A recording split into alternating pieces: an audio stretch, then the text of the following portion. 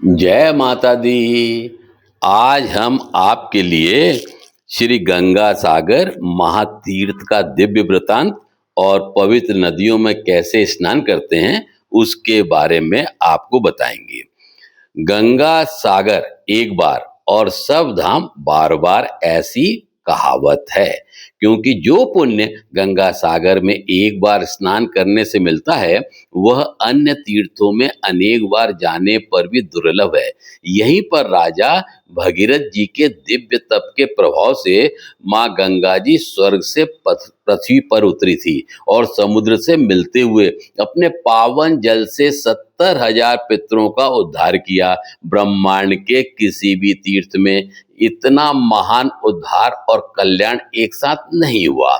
इसलिए गंगा सागर को महातीर्थ, महापुण्य और मोक्षदायिनी स्थली कहा गया है।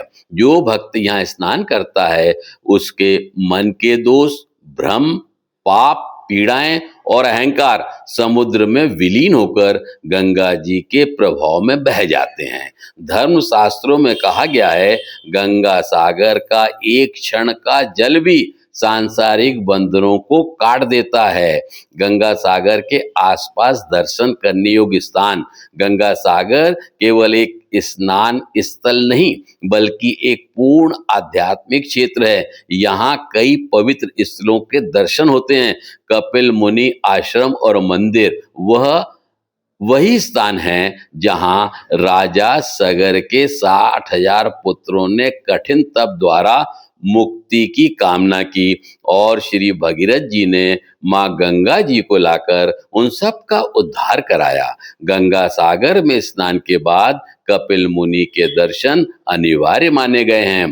भगीरथ शिला, यह वह स्थान है जहां भगीरथ जी ने गंगा जी को पृथ्वी पर लाने के लिए कठोर तपस्या की थी। भक्त यहाँ आकर अपनी मनोकामनाओं का संकल्प करते हैं। संगम स्थल जहां गंगा समुद्र से मिलती है, यह दृश्य दर्शनीय है।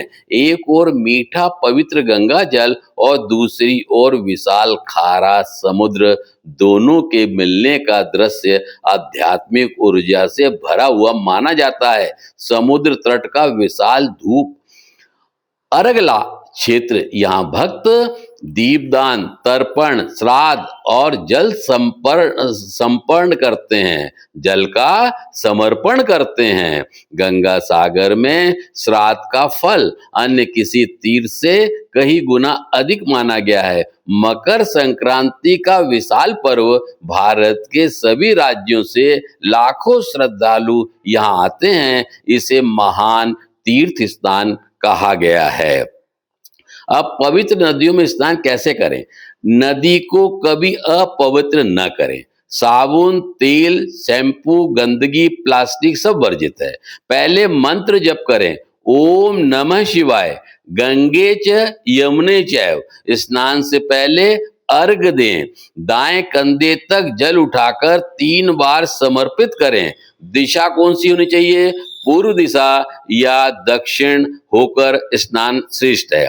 स्नान चुपचाप, गंभीरता से, हंसी मजाक, फोटो, शोर सब निषिद्ध है। गंदे शरीर से नदी में प्रवेश नहीं करना चाहिए। पहले तट पर ही साधारण जल से शरीर शुद्ध करें।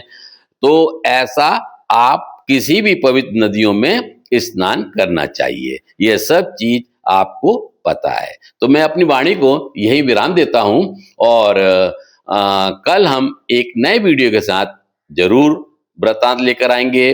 तब तक के लिए आप सबको माँ गंगा जी का प्यार भरा आशीर्वाद और जो दर्शक देख रहे हैं उन्हें तो खूब आशीर्वाद, जो नहीं देख रहे हैं किसी कारणवश उन्हें भी खूब आशीर्वाद। और मुझे उम्मीद है कि आप सब गंगा सागर का दर्शन जरूर कर लिया होगा। यदि किसी कारणवश आपने दर्शन नहीं किए हैं तो जरूर जाकर दर्शन करिए, आशीर्वाद लीजिए। जय माता दी।